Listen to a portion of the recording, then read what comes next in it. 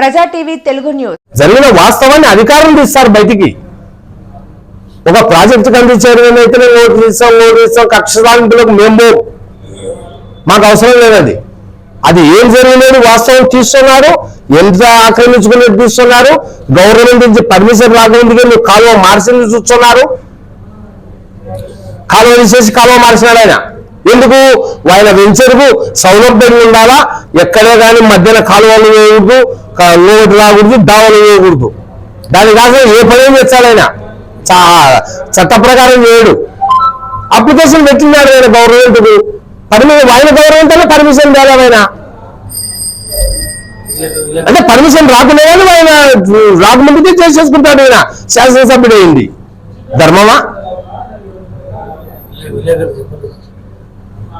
ఎవరైనా ప్రశ్నిస్తే కొట్టిస్తాడు ఆయన గవర్నమెంట్ లో. విలేకరులో కొట్టించినాడు నంద్యాలలో ధర్నా వాయు సంవత్సరంలో ఆయన ఎదురుగానే.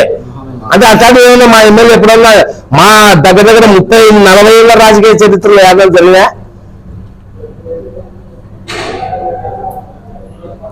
ప్రశ్నించేవాడు కావాలా మనకు.